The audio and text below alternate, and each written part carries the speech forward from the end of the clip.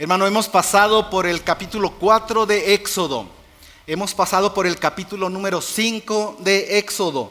Y en el capítulo 4 hemos encontrado los pretextos de Moisés. Y el tema que mi hermano le puso en el capítulo 4, baste ya de pretextos. Los pretextos de Moisés.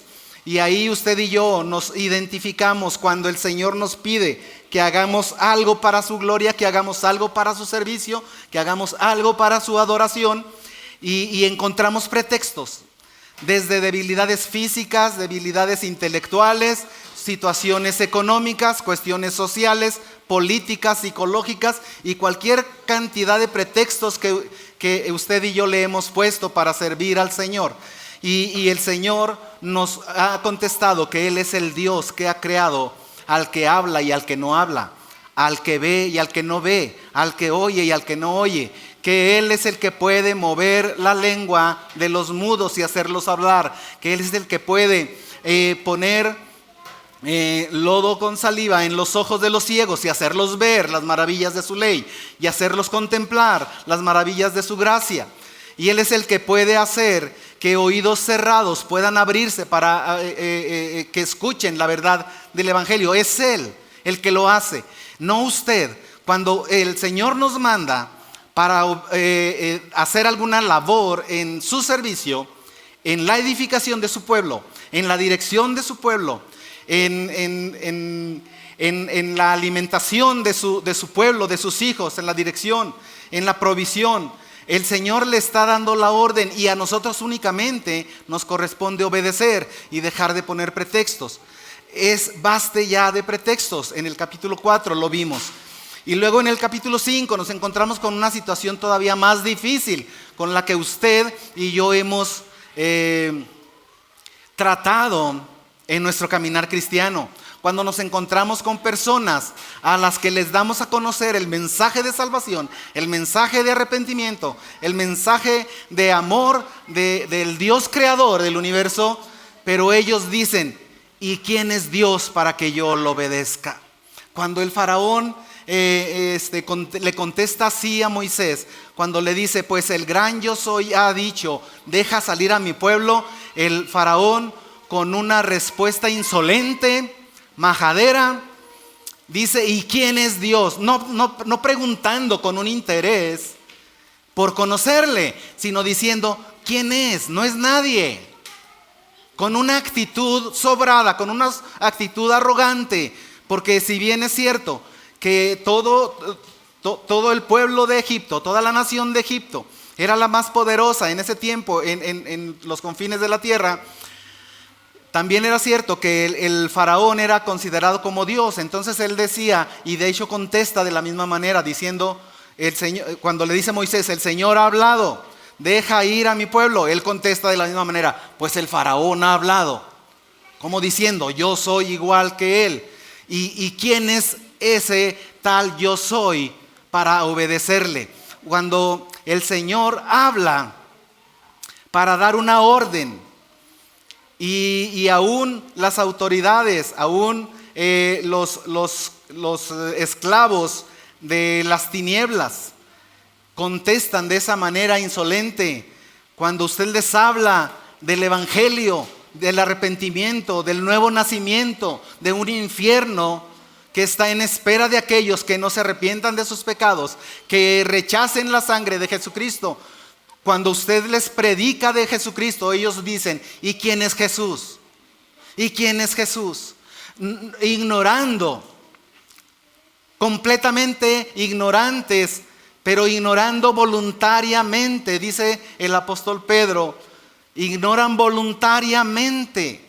Y no hay peor ignorancia que la que es por voluntad propia, porque su corazón se cierra, su intelecto se cierra y no hay poder humano, y lo quiero enfatizar, no hay poder humano que pueda romper esos argumentos. Pero cuando usted insiste en predicarles el mensaje de salvación del Dios Todopoderoso, entonces podemos estar seguros de que Dios hará su voluntad en la vida de esa familia, en la vida de aquel matrimonio, en la vida de aquellas personas, donde quiera que usted proclame el nombre del Señor.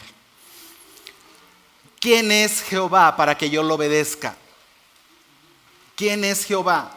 Y cuántas veces el Señor también nos ha dicho a nosotros, tienes que dejar ese pecado, tienes que dejar de andar en estas ligerezas, en esas liviandades, tienes que obedecer con más diligencia, como nos dice el libro de Hebreos.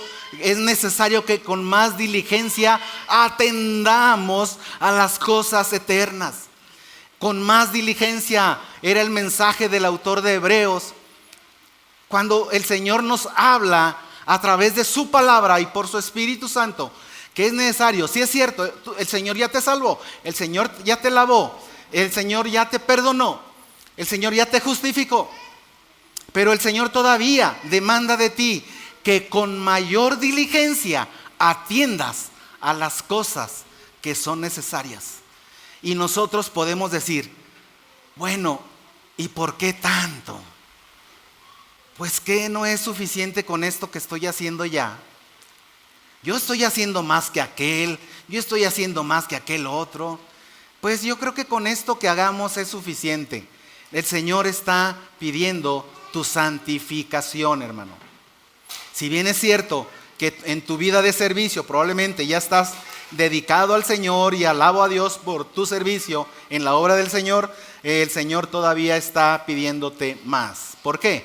Porque el servicio al Señor y el servicio que Él espera no es un servicio que te vaya a costar mucho, ya lo hemos predicado. Te va a costar todo. Te va a costar todo. Entonces es necesario que con más diligencia atendamos a las cosas que el Señor está demandando para nosotros. Y llegamos al capítulo 5, que es el centro de esta serie de capítulos antes de la Pascua, antes de la manifestación gloriosa del poder de Dios. Y llegamos al capítulo 5, donde encontraremos mensaje tanto para nosotros como iglesia, como para los líderes de la iglesia, pero también el mensaje que ha de permanecer para el mundo, el arrepentimiento de pecados. Aquí en el capítulo 5 encontramos que termina con dos preguntas. Cuando Moisés llega a la presencia de Dios para consultarle y le dice al final del capítulo 5, ya está ahí conmigo, capítulo 5.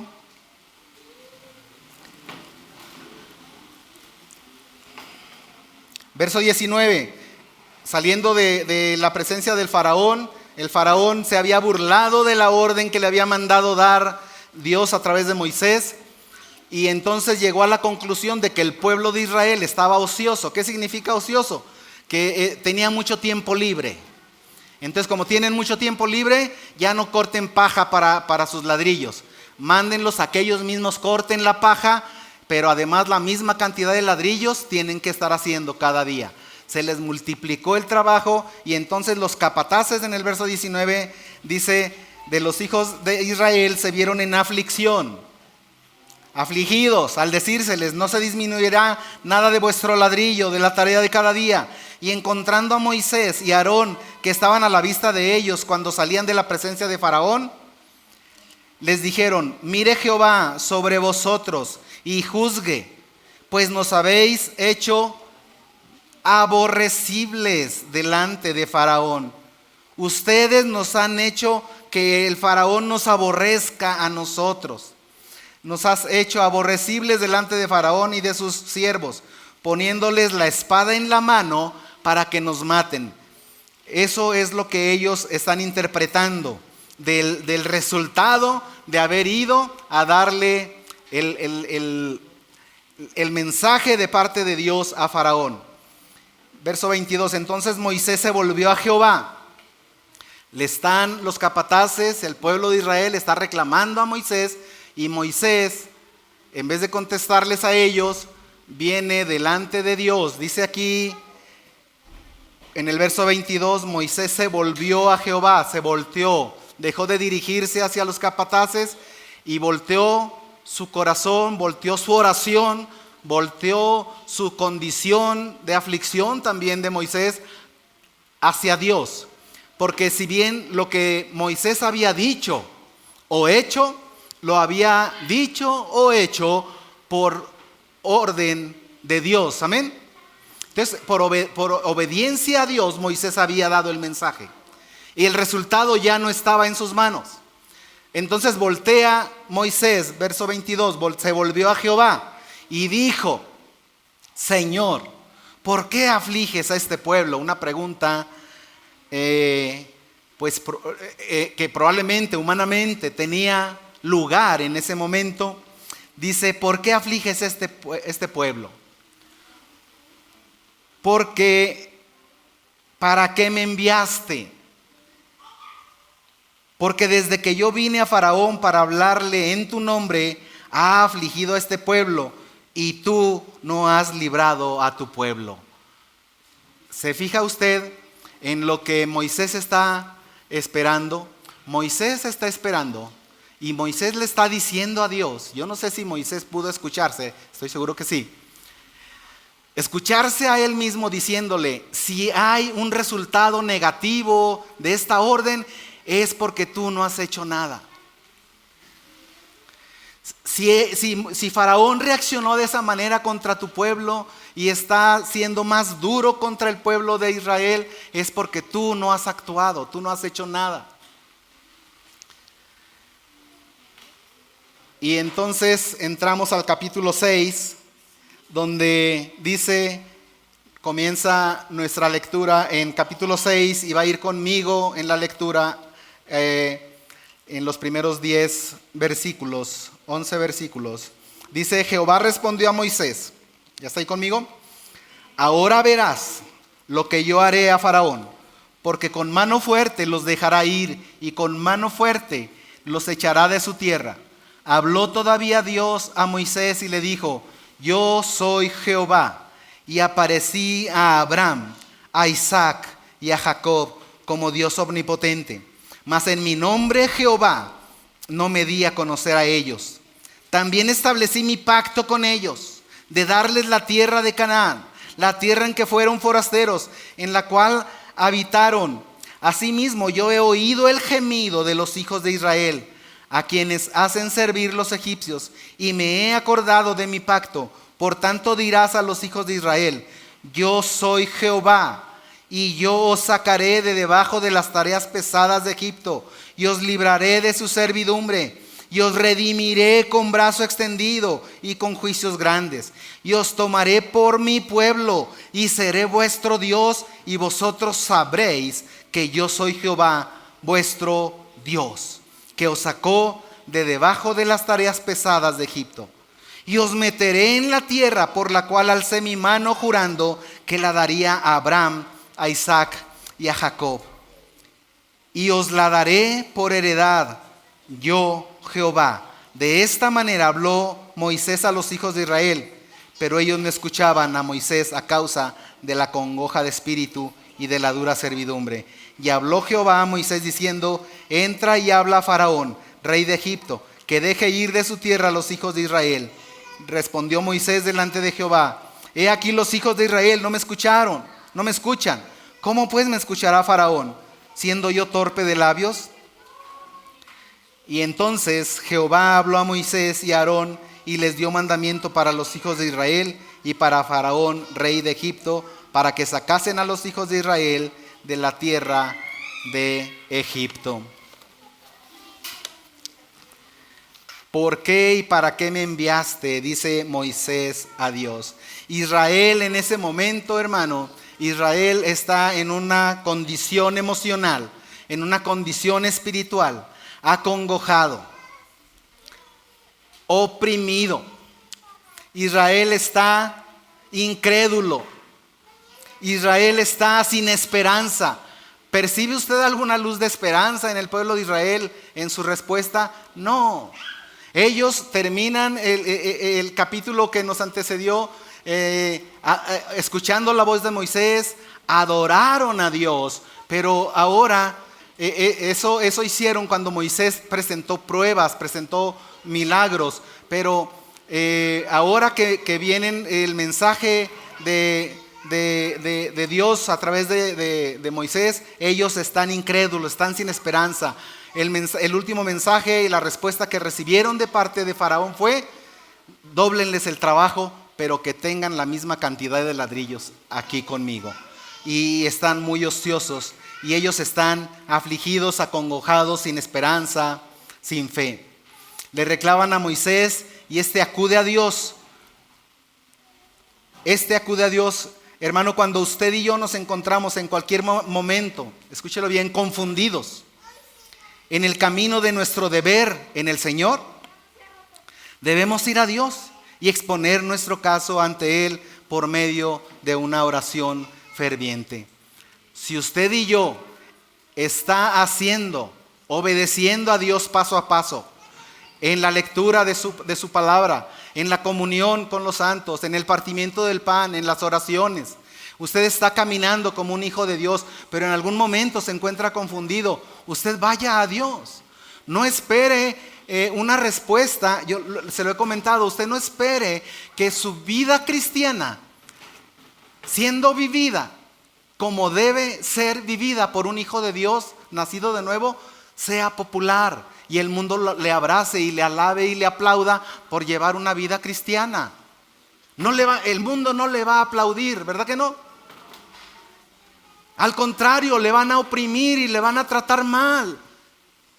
Le van a delimitar, lo van a echar fuera. No lo toman en cuenta. Pero eso es normal, ya debería de saberlo. En el mundo tendréis aflicción. No estamos trabajando. Si usted está viviendo la vida en Cristo, usted no está haciendo las cosas agradables delante del mundo. El mundo sacará ventaja de usted en tanto que represente algún beneficio para ellos, en el utilitarismo de la sociedad. Pero no le van a aplaudir, ni le van a dar muchos likes a su vida. Probablemente hasta lo van a bloquear de las redes sociales.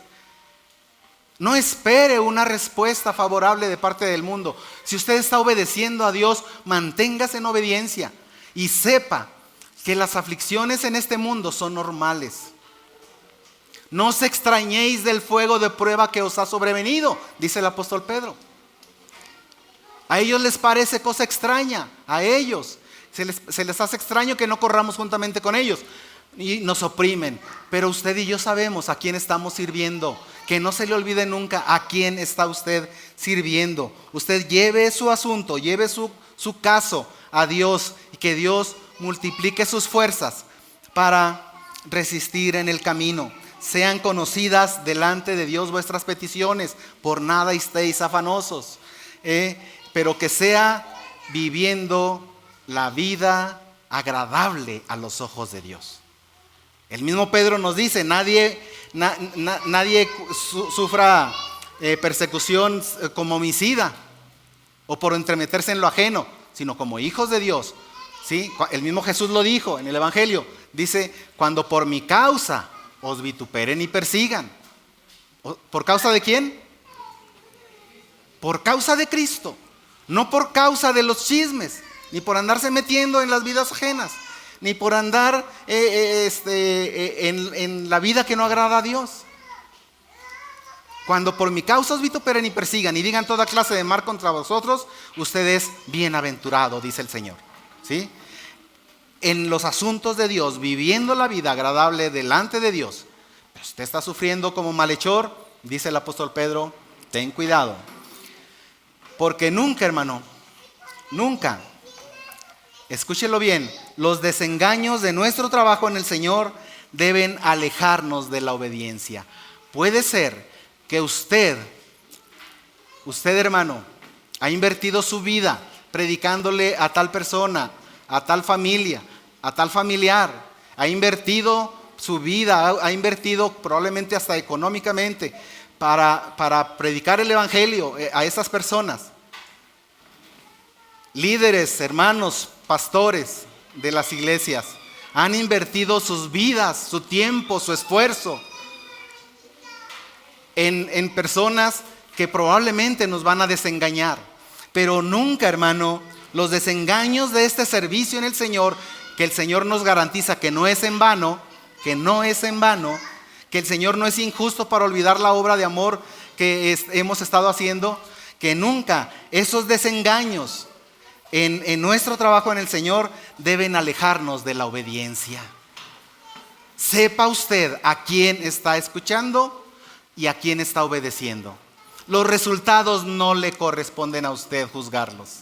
Los resultados serán para la gloria del Señor. Hay un himno precioso, antiguo, por supuesto. Ya cuando yo les hablo de un himno, ustedes deben de saber que es un himno antiguo. Sembraré la simiente preciosa del glorioso evangelio de amor. ¿Lo ha escuchado? Sembraré mientras viva, pero dice al final de esta estrofa, dejaré el resultado al Señor, porque el resultado, sea que el mundo acepte el mensaje de salvación, o sea que lo rechace, el nombre del Señor será glorificado. Amén. El nombre del Señor será glorificado. Por su obediencia, usted está glorificando, alabando, adorando al Dios que envió a su Hijo a morir en la cruz del Calvario para perdón de los pecadores. Entonces, que estos resultados no le hagan abandonar el camino de la obediencia a su Señor.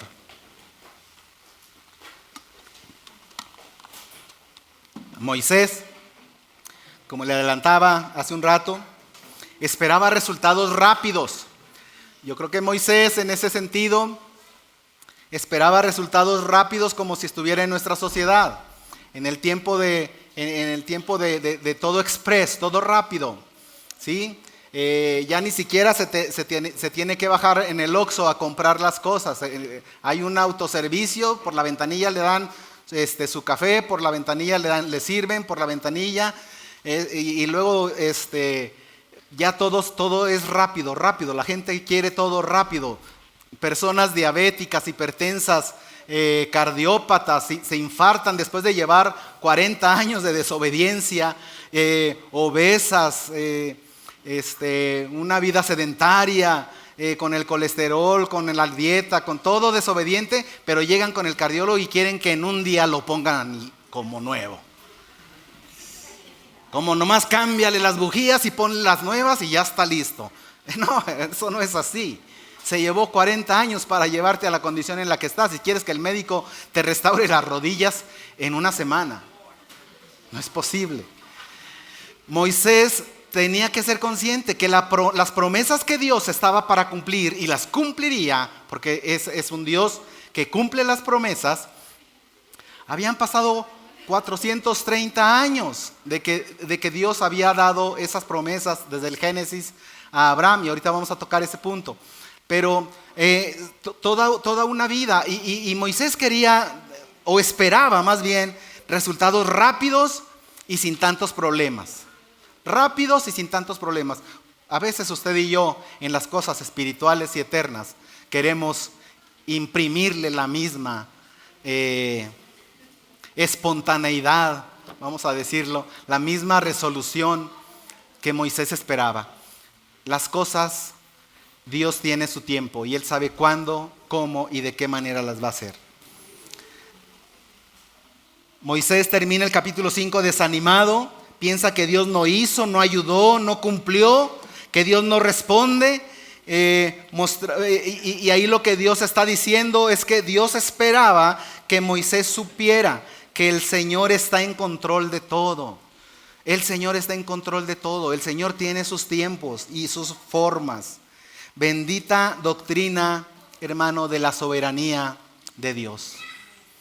Hemos de insistir en la preciosa doctrina, en la preciosa teología de la soberanía de Dios. Si Él responde, bendito sea su nombre. Él no responde como yo esperaba, a la velocidad que Él esperaba.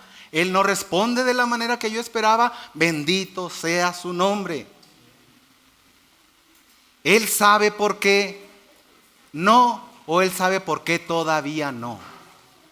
Y el Señor dará a usted esa preciosa actitud de adoración, de esperanza, de confianza, de dependencia en Él, en su palabra, en sus promesas, para su gloria.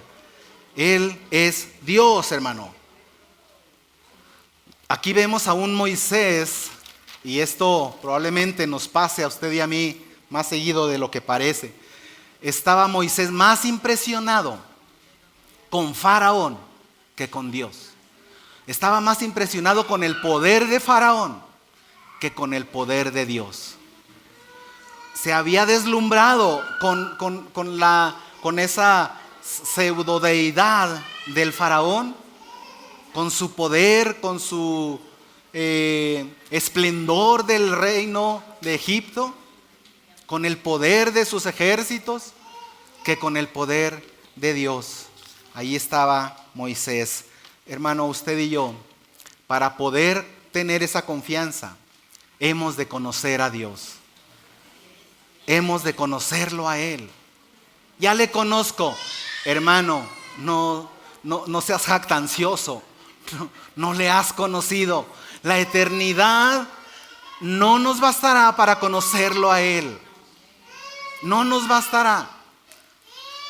Y ahorita vamos a ver de qué manera Él dice, ellos me conocieron, Abraham, Isaac y Jacob me conocieron, pero por mi nombre, el gran yo soy, no me conocieron. Y pensábamos que Abraham conocía a Dios, ¿sí o no? Sí. ¿Y lo conocía? Sí, sí lo conocía. Conocía un aspecto de Dios. El Dios que promete. Sí, el Dios que promete. Pero acá en Éxodo usted y yo vamos a ver al Dios que cumple las promesas. Al Dios que levanta su brazo fuerte, con mano alzada, poderosa, y saca al pueblo con brazo fuerte.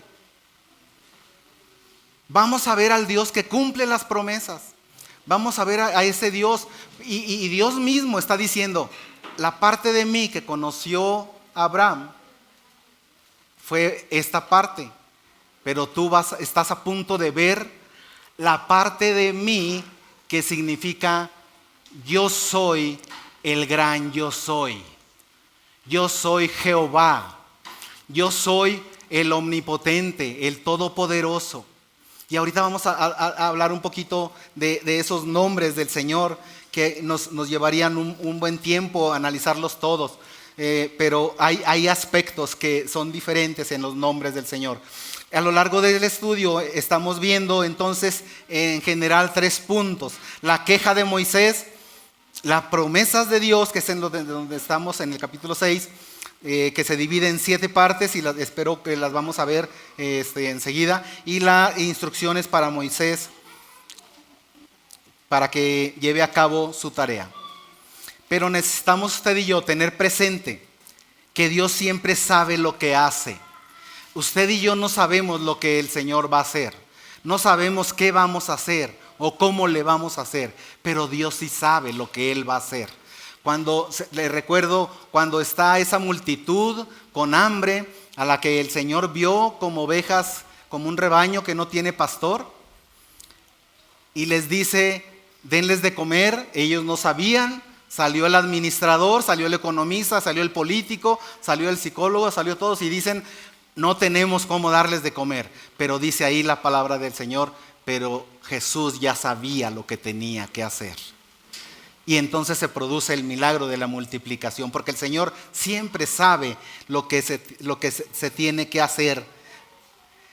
Moisés ahí se encuentra deprimido, abatido, estaba a punto de participar, escúchelo bien, de los hechos más asombrosos que Dios jamás haría.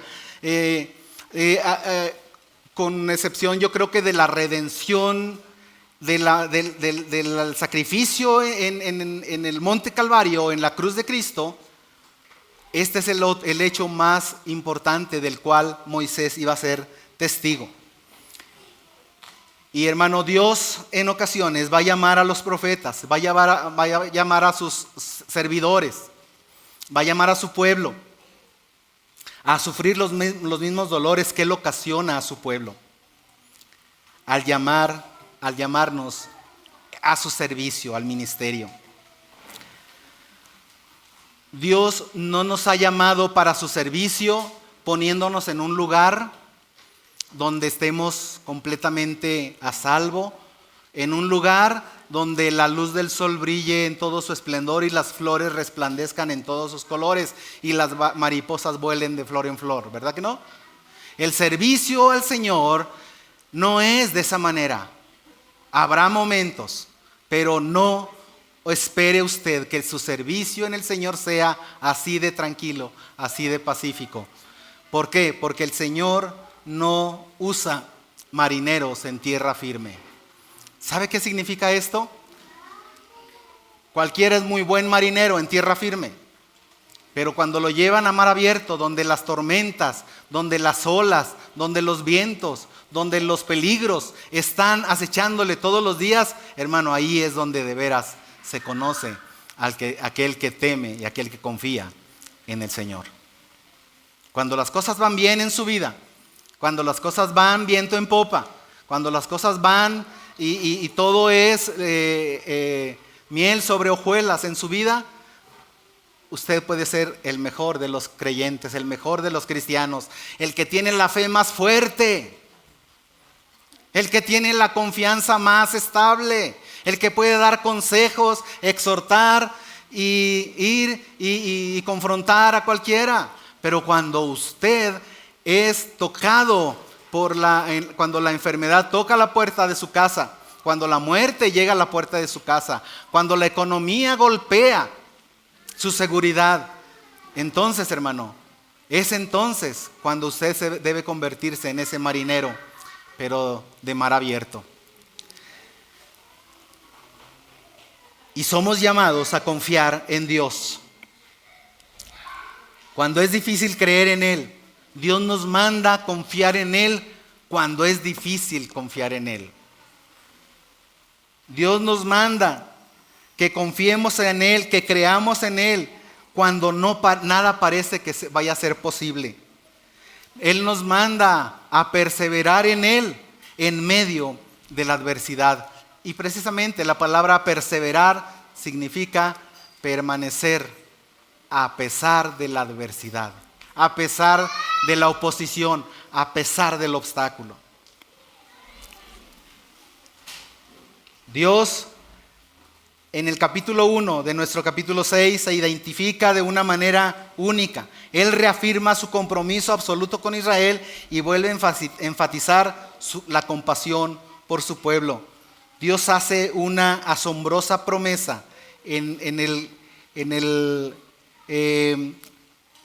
verso 2 en adelante. Y habló todavía Dios a Moisés y le dijo: yo soy Jehová. Yo soy Jehová.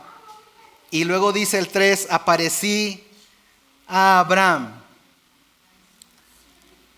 a Isaac y a Jacob como Dios omnipotente, mas en mi nombre Jehová no me di a conocer a ellos. Dios hace una asombrosa promesa dividida en esas 7 partes, en esas 7 veces que usted vea ahí. Subráyelas, por favor, todas las veces que el Señor habla diciendo: yo soy Jehová, yo haré, yo redimiré, yo te voy a sacar, yo te voy a libertar, te voy a trasladar, te voy a meter, te voy a dar esta herencia.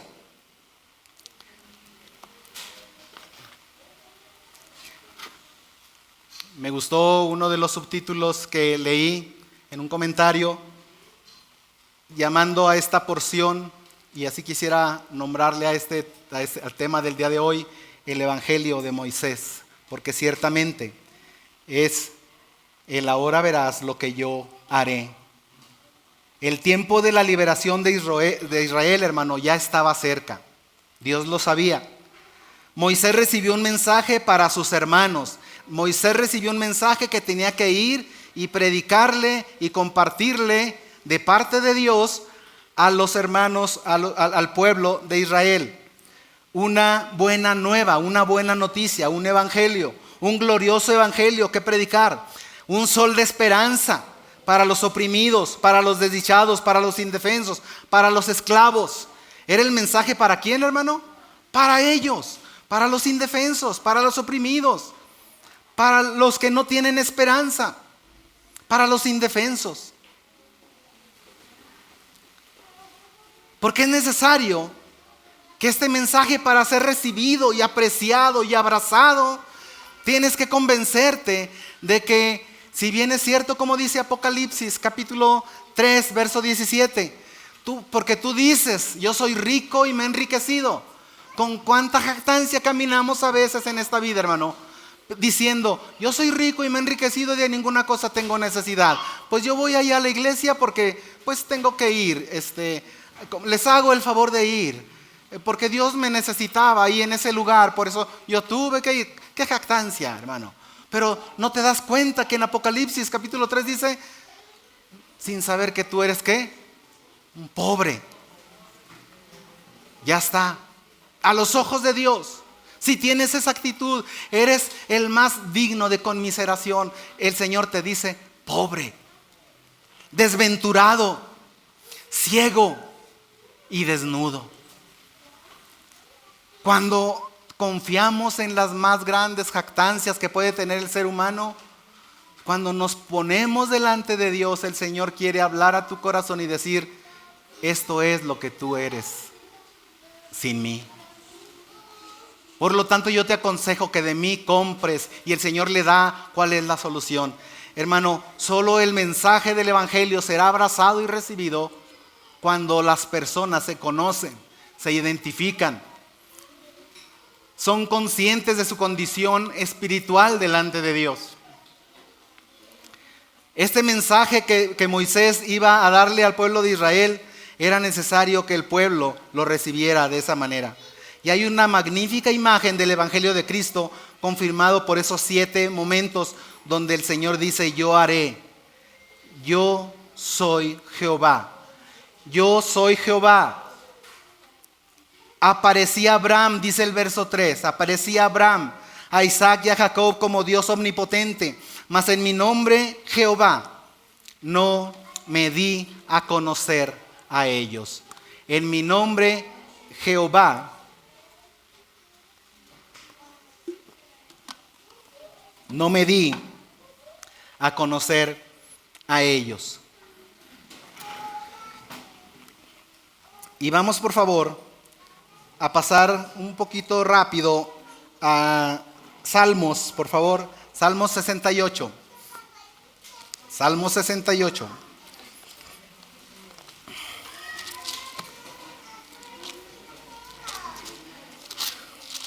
Para ver esas diferencias en nuestro Dios como el Dios omnipotente. Salmo 68 y verso 4. Cantad a Dios, cantad. Cantad a Dios, cantad salmos a su nombre, exaltad al que cabalga sobre los cielos. Jaá es su nombre, alegraos delante de él su nombre. Salmo 83, 18, hermano. 83, 18. Y conozcan que tu nombre es Jehová, tú solo altísimo sobre toda la tierra. Está hablando la oración de Asaf, oración en contra de los enemigos. Y el Señor dice desde el verso 15, persíguelos así con tu tempestad, atérralos con tu torbellino, llena sus rostros de vergüenza y busquen tu nombre, oh Jehová. Sean afrentados y turbados para siempre, sean deshonrados y perezcan. Y dice el 18, y conozcan que tu nombre es Jehová, tú solo altísimo sobre toda la tierra. Conozcan, hermano, es una palabra más allá, más profunda, más amplia que solamente conocer de manera intelectual. Cuando usted encuentra esta palabra conocer en este contexto, usted ha de conocer quién es Jehová. No conocerlo solo intelectualmente, como una definición, como una memorización, pero sin transformar su corazón. Cuando eso ocurre, usted tiene mucha información en su cabeza y puede ser información correcta, pero la palabra del Señor no fue hecha para que se quede solamente a nivel intelectual, porque tiene que transformar el corazón, tiene que transformar su vida. y tiene que transformar su caminar en el Señor. Si la palabra del Señor no está transformando su caminar, si la palabra del Señor no está perfeccionando su vivir, si la palabra del Señor no le ha hecho libre todavía de algunos pecados, esa palabra probablemente usted la está dejando solamente a nivel intelectual. Lo está conociendo como Job conocía de Dios, y vaya que Job conocía a Dios. Job dice: de oídas te había oído. Había escuchado de ti, me habían platicado de ti, pero ahora mis ojos te ven. Ahora mi vida ha sido transformada para tu gloria. Ahora mi corazón ha sido cambiado. Ahora mi caminar delante de ti no puede seguir igual que antes cuando no te conocía. Regresamos a 6:3 de Éxodo, por favor.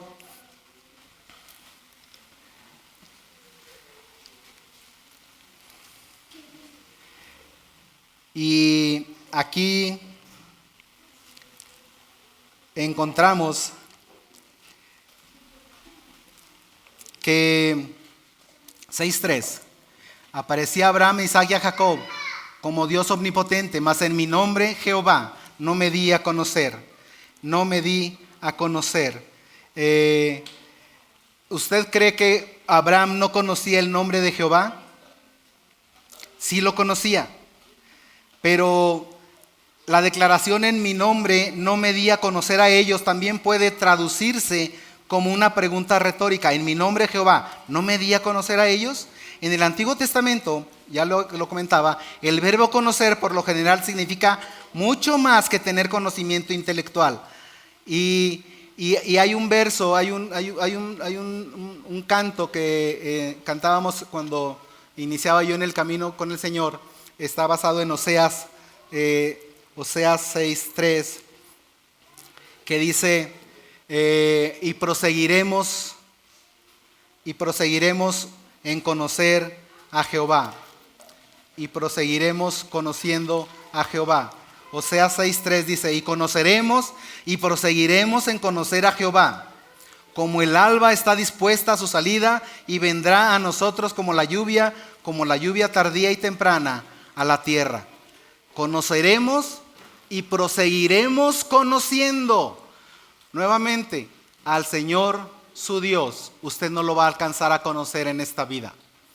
No lo va a alcanzar a conocer en la eternidad. Usted proseguirá en conocerlo y en alabarlo al Señor. A Él sea toda la honra y toda la gloria. Cuando hablamos de que se dio a conocer a los patriarcas, pero no en su nombre, los patriarcas estaban familiarizados con el nombre Jehová, pero su experiencia de Dios era primordialmente de Dios, como esa parte de Dios que se conoce, usted lo ha escuchado, como el Shaddai. ¿Sí lo ha escuchado? El Shaddai, que viene en Génesis 17:1.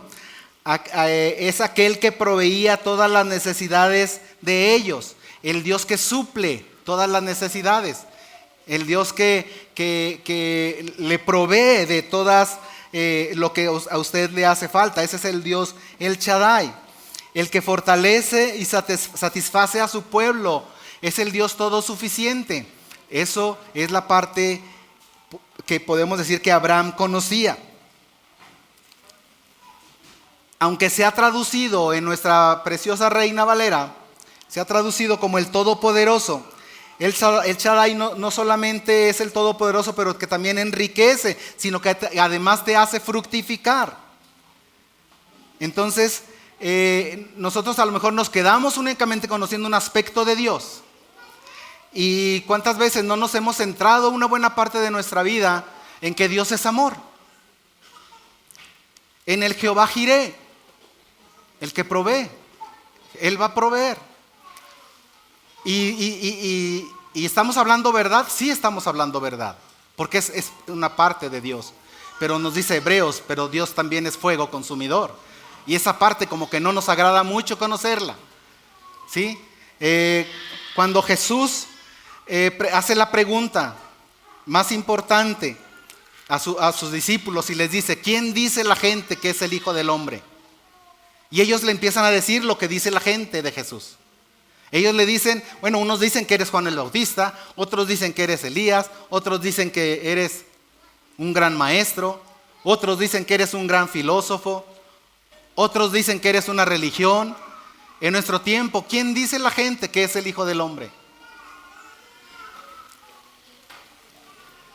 Y luego les confronta a ellos mismos y les dice, ¿y ustedes quién dicen que yo soy? Y la confesión que viene de lo alto hacia el corazón de Pedro y le hace hablar y le dice, tú eres el Cristo, el Hijo del Dios viviente, que has venido a este mundo. Y le dice bienaventurado el Señor a Pedro. Dios le dice a Moisés que está a punto de revelarse a él ese aspecto de su carácter divino indicado por su nombre Jehová. Su relación especial con Israel como aquel que redime. Ese Jehová es el Dios que redime del pecado y la libertad de Egipto. Esa parte no la experimentó Abraham, ni Isaac, ni Jacob. Le tocó a Moisés ver esa gloriosa revelación de ese aspecto del carácter de Dios. Moisés estaba a punto de ver en acción al Dios omnipotente salvando al pueblo, liberándolo de un poder que humanamente era imposible que ellos salieran de ahí. De la manera que era humanamente imposible, solo Dios lo podía hacer, hermano. Y Moisés está a punto de ser testigo de ese acto de libertad que Dios haría con el pueblo de Israel. En el 6:4 dice, establecí mi pacto con ellos de darles la tierra de Canaán, la tierra en que fueron forasteros, en la cual habitaron. Y dice que él estableció ese pacto, el pacto abrámico, el pacto con Abraham. Y dice la Escritura que Dios juró, y no encontrando algo más alto por cual jurar, juró por sí mismo, que esa tierra la daría a Abraham. Y a Abraham le dio promesas en su inmediatez, en su vida terrenal, le dio promesas en su vida espiritual, y le dio promesas grandísimas y preciosas promesas, y Abraham creyó y le fue contado por justicia, dice la palabra de Dios. Que en él serían benditas todas las naciones de la tierra, que toda esa tierra iba a ser para él. Ese es el pacto abrámico, y lo vemos en Génesis 12:7, Génesis 15:18, cuando lo ratifica Isaac en Génesis 26:3, y en Génesis 28:4 lo ratifica a Jacob. El mismo pacto, la misma promesa. Y aquí Dios está diciendo, me acordé de mi pacto. ¿Es que se le había olvidado a Dios? No, hermano, de ninguna manera. Cuando habla de que recordó, se acordó de su pacto, está hablando en ese sentido antropomórfico, es decir, tomando para Dios características humanas para que podamos entenderlo, para que podamos comprenderlo. Pero no es que a Él se le olviden las cosas. No es que a Él se le olviden las cosas, ¿sí? Él solamente hay una palabra gloriosa de la cual Él no se acuerda ahora, y son de sus pecados que Él ha perdonado. Cuando Él prometió perdonar sus pecados, Él dijo, y no me volveré a acordar de ellos. ¿Sí? No me volveré a acordar de ellos. Él dice, me he acordado de mi pacto, he oído el gemido, y ahí está la compasión de Dios nuevamente. Por tanto dirás a los hijos de Israel, yo soy Jehová, el Dios que hizo la promesa, ahora es el Dios que la cumple. La diferencia entre Génesis y Éxodo es que Abraham conoció a Dios como un hacedor de promesas. Moisés llega a conocerlo como el cumplidor de esas promesas. La respuesta de Dios, hermano, ha de traer a nuestro corazón certeza absoluta. Certeza absoluta. Cuando Dios dice, yo haré, se le presenta al pueblo de Dios la posibilidad de lo que es humanamente imposible. Cuando Dios dice que el que ha comenzado en vosotros la buena obra la terminará, hermano, téngalo por seguro. Él la terminará. Él la terminará. Él es fiel. Y comenzamos con esas 7 partes en las que está dividida la promesa de Dios. Éxodo capítulo 6 y verso 6. Por tanto dirás a los hijos de Israel, ¿ya está ahí conmigo? Yo soy Jehová. Y viene la primera. Está el encabezado de la lista de promesas. Yo soy Jehová, el que está hablando, el que va a hablar, el que lo ha establecido, el que lo ha mandado, lo hará y se llama Yo soy Jehová. Y dice el verso 6, yo os sacaré de debajo de las tareas, liberaré de las tareas, sacaré de las tareas, de debajo de las tareas pesadas de Egipto. Número 1, os liberaré de vuestra opresión en la nueva traducción viviente. Los sacaré de debajo del yugo, la nueva versión internacional. Sin duda, hermano, una gran liberación, pero en nada comparada con lo que Cristo ha obrado en nosotros, liberándonos de la tiranía, del pecado y del terror del infierno.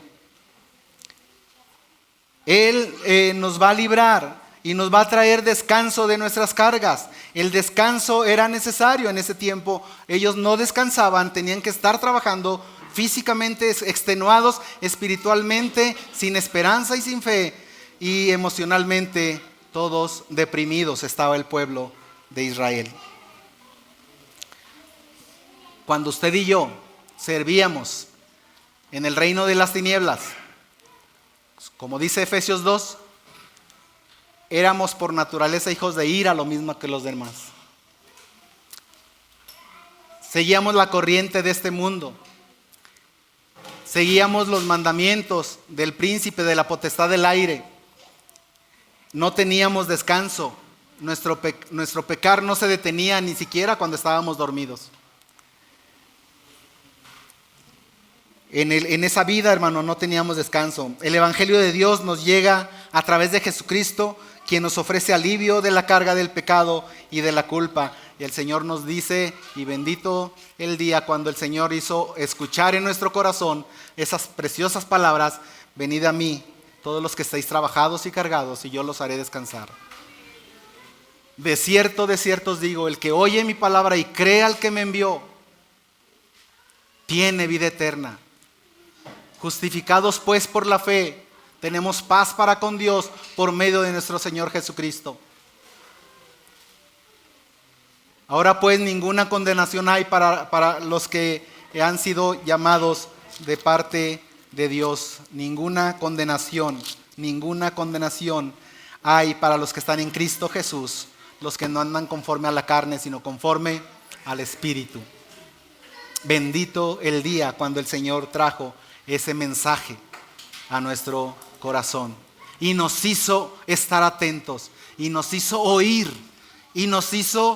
oír para obedecer. Eso se llama fe. Y nos hizo saber y nos hizo conocer no de oídas, sino conocerle experimentalmente, y fuimos testigos de su poder, de su amor y de su paciencia. Él dice también ahí mismo en el verso 6, os sacaré de debajo de las tareas pesadas de Egipto y os libraré de su servidumbre. Liberación de su servidumbre, liberación del poder del enemigo. Es solo por medio del poder de la gracia, solo por la gracia. No hay otra forma, hermano, solo por gracia.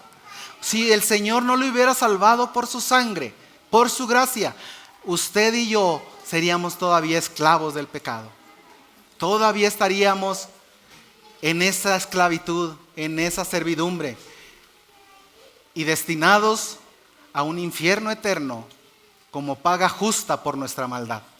Pero el Señor nos lavó, nos libró, nos limpió y nos hizo renacer, nos sacó de esa servidumbre No hay otra forma. Solo es a través de Cristo que Él nos ha librado del poder de las tinieblas y nos ha trasladado al reino de su amado Hijo. Bendito sea su nombre, hermano. Es la gracia la que el Señor usó para salvarnos. Hermano, esa gracia soberana, escúchelo muy bien, no nos da paciencia y contentamiento en la esclavitud. Otra vez, la gracia de Dios no me da paciencia y contentamiento estando en mi pecado. No es para eso. No es para eso. La gracia del Señor viene para traer una plena convicción de pecado y nos hace clamar y gemir y llorar y rogar por perdón de pecados y para que ese Cristo bendito, Redentor, pueda salvarme y que su sangre me limpia de todo pecado. La gracia no es para estando en medio de mi pecado, ay Señor, cuánto sufrimiento en mi pecado. No, esa no es la gracia del Señor. Si es la gracia del Señor mostrándote en tu vida pecaminosa, en tu vida de desobediencia, lo primero que vas a hacer es clamar a Dios por perdón y para que Él te saque de ahí. Dices, ¿cómo sufro como cristiano? Ya no sé qué hacer con estas 2 esposas que tengo. Ya no sé qué hacer, cuánto sufro. No. Tú no estás sufriendo por causa del Señor. Y el Señor no te va a fortalecer para que sigas viviendo en tu pecado. El Señor, cuando manifiesta su gracia en ti y que el Señor tenga misericordia de ti, te hará gritar, te hará humillarte y te hará clamar con dolor por arrepentimiento y que seas sacado de esa vida. No para que resistas en esa vida de pecado. Esa no es la gracia del Señor. Esa no es la gracia del Señor. Y luego, número 3, ahí mismo en 6:6. Os sacaré de debajo de las tareas pesadas de Egipto, os libraré de su servidumbre y os redimiré con brazo extendido. Os redimiré con brazo extendido. La redención. Los redimiré con brazo extendido.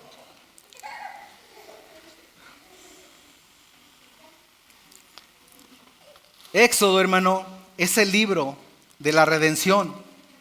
Éxodo es el libro de la redención. Y nos enseña que la redención proviene plenamente de Dios. Él es el único que podía redimirnos.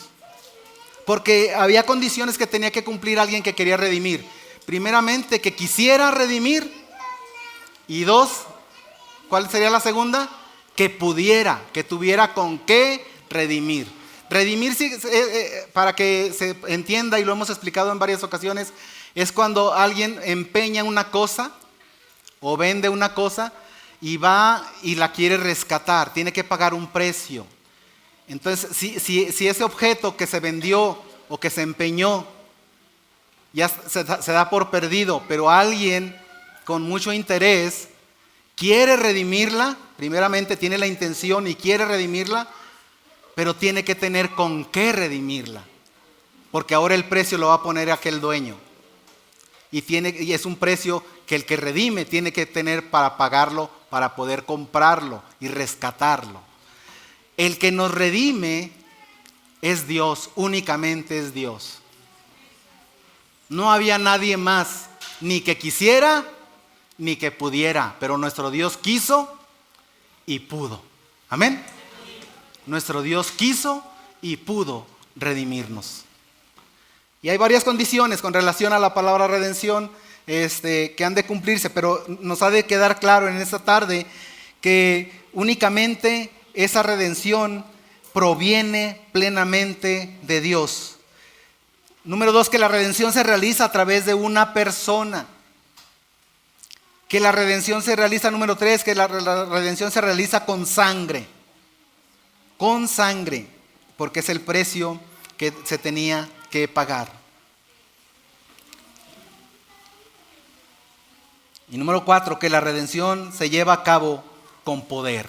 Entonces, porque el Señor quiso y porque el Señor pudo redimirnos, Él nos redimió del poder del pecado. Había un precio que pagar y lo exigía no el enemigo, lo exigía no el enemigo, no el diablo.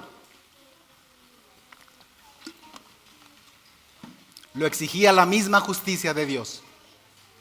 La paga del pecado es muerte. Si vas a querer salvar y redimir pecadores, tienes que hacerte hombre, pero sin pecado. Y Jesucristo, bendito su santo nombre, lo cumplió. Si quieres salvar pecadores, tienes que pagar lo que ellos tenían que pagar con tu vida. Vas a tener que morir. Y Jesucristo, bendito sea su santo nombre, lo cumplió. Quiso cumplirlo, quiso hacerlo, por amor a usted y por amor a mí. Él tuvo, Él quiso y Él pudo hacerlo. Bendito sea su nombre. Leía a nuestro hermano Adrián en el tiempo de la alabanza, hecho por nosotros maldición. Hecho por nosotros maldición. Antes que Israel pudiera salir de Egipto, los juicios deberían haberse derramado. Antes que la ofrenda fuera efectiva, la muerte tenía que ocurrir. Antes que Cristo pudiera salvar de la maldición de la ley, tuvo que convertirse en maldición por nosotros. Número 4, 6:6 de Éxodo. Verso 7, perdón. Y os tomaré por mi pueblo y seré vuestro Dios. Y vosotros sabréis que yo soy Jehová vuestro Dios. Os tomaré por mi pueblo. Es el derecho de Dios sobre los suyos. Os llevaré conmigo. La posesión es el fin de la redención, hermano. Dice la Escritura en 1 Corintios 6:20. Si quiere no lo lea, pero dice que hemos sido comprados por precio. Le pertenecemos. Usted no se pertenece a usted mismo. Si usted se ha llamado hijo de Dios, usted no se pertenece a usted mismo. Usted es de Dios. Usted es de Dios porque Él le ha comprado. Él ha pagado un precio por usted.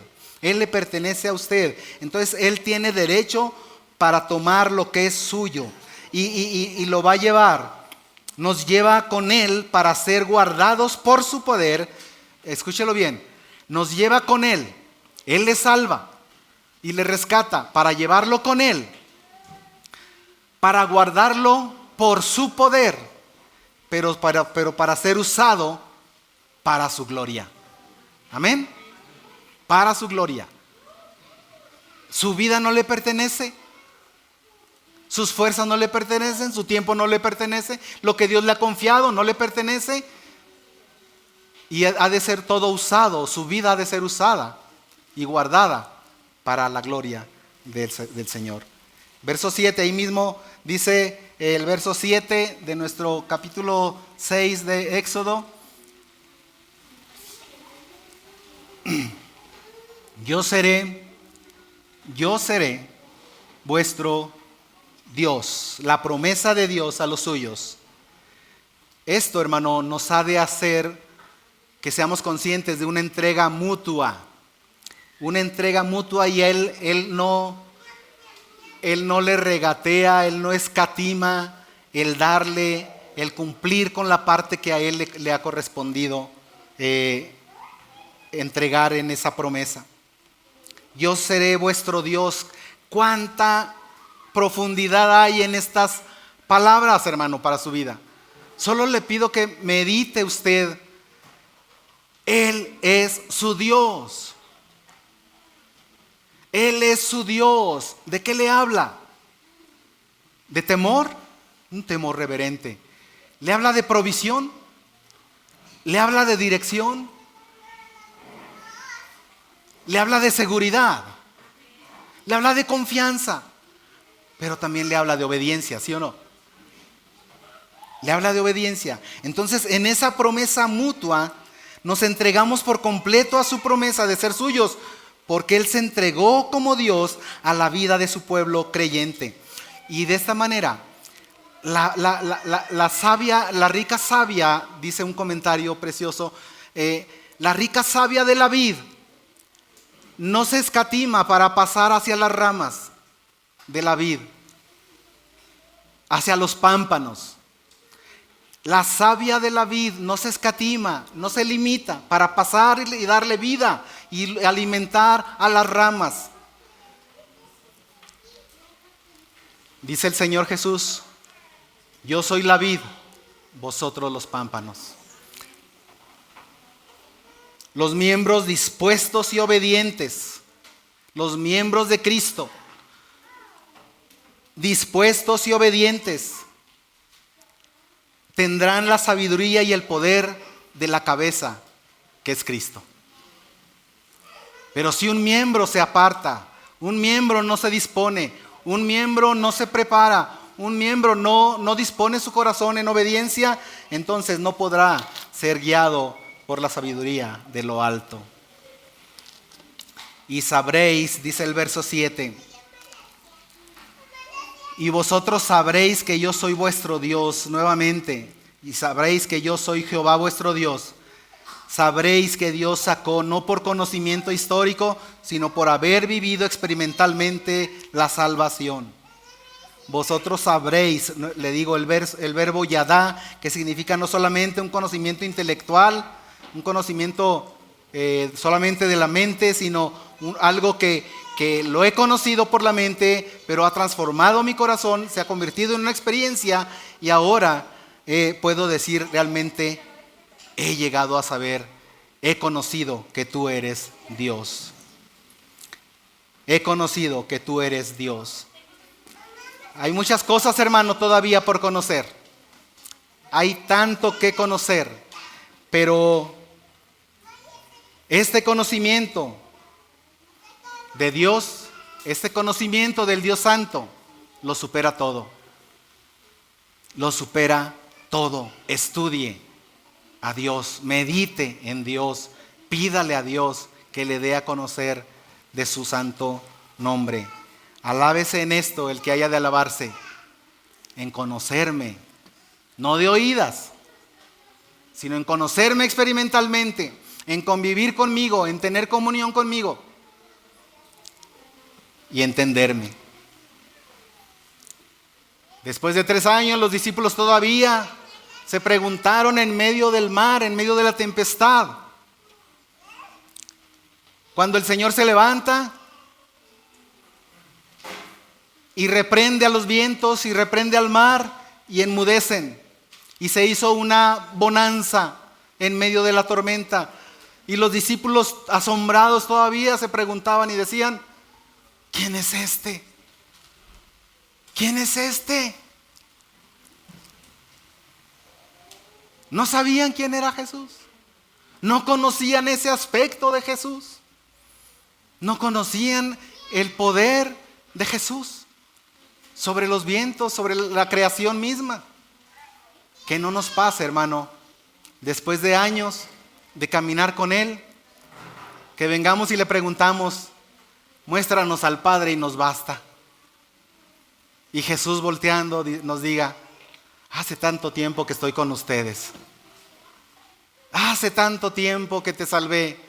Hace tanto tiempo que me entregaste tu vida. Hace tanto tiempo que caminamos juntos y tú dices: muéstranos al Padre. ¿No le conocemos? Hermano, proseguiremos en conocer y seguiremos conociéndole al Señor. La promesa de la guía continua es otra de las verdades que encontramos aquí. Y sabréis que yo soy Jehová, verso 7, que os sacó de debajo de las tareas pesadas de Egipto y os meteré en la tierra. La promesa de la guía continua. Os llevaré a la tierra prometida. No solo salva, sino que está dispuesto a guiarnos hasta el final. No te salva y te abandona. Ahora sí, hazle como tú quieras. Sino que Él te salva y te guarda. Él te salva, te hace sacar, te guarda y te provee lo que necesites para caminar hasta el final, hasta que te encuentres con tu Señor y con tu Salvador en gloria. Él es nuestro Señor. Él conoce el camino más adecuado para nuestra enseñanza y crecimiento. Él es el que hace la promesa de esa gran herencia al pueblo de Israel. Verso 8 dice: os meteré a la tierra por la cual alcé mi mano, jurando que la daría a Abraham, a Isaac y a Jacob, y os la daré por heredad, yo Jehová. Yo Jehová. Ese pacto que hizo con Abraham, pacto terrenal, tendría un cumplimiento y tendría que cumplirse como se cumplió en el Éxodo, y tendrá un cumplimiento futuro. Esa promesa de la gran herencia. Nosotros, usted y yo, tenemos esa preciosa promesa. No se turbe vuestro corazón, ni tenga miedo. ¿Crees en Dios? Cree también en mí. En la casa de mi Padre muchas moradas hay. Voy a preparar lugar para vosotros. Escúchalo bien. Y si me fuere, y Él se fue, y preparare, y ya preparó, lugar para vosotros, entonces vendré a vosotros, hermano, Él vendrá. Y os tomaré a mí mismo, y nos va a tomar, para que donde yo esté, vosotros también estéis. Y ahí estaremos para la eternidad, alabando el nombre de nuestro Señor. Ese es el Dios omnipotente. Y al final del verso 8, termina Él esta serie de promesas diciendo: yo, Jehová, como una firma, como una rúbrica, como una firma con su sangre, diciendo: porque yo lo he dicho. Termino citando una parte de Isaías, capítulo 1, cuando le dice al pueblo: si quisiereis y oyereis, beberéis el bien de la tierra. Cuando el Señor le dice: venid pues y estemos a cuentas, si tus pecados fueren rojos como el carmesí, vendrán a ser como blanca lana. Si tus pecados fueren rojos como la grana, vendrán a ser... Vamos a verlo, por favor. Isaías capítulo 1, y la parte final de Isaías 1 es la parte que quiero resaltar, donde dice el Señor: porque la boca de Jehová lo ha hablado. Isaías 1.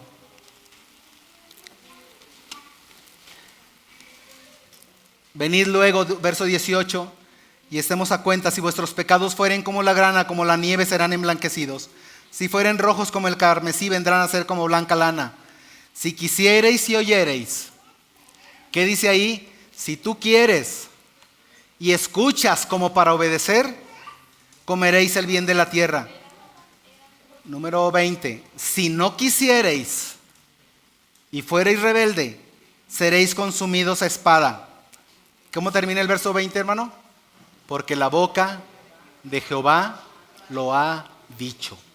Termina este versículo 8 del capítulo 6 de Hebreos diciendo: yo Jehová, firmándolo. Y era necesario ser firmado con sangre, y el Señor lo firmó. Él cumplirá su promesa. Él cumplirá su promesa. Hermanos, graben en su corazón, por favor. Graben, y grábenlo muy bien, con letras que no se puedan borrar,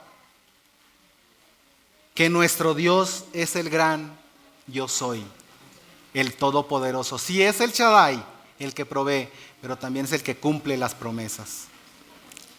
Es el omnipotente, el todopoderoso, el que redime, el que ama. Ese es nuestro Dios.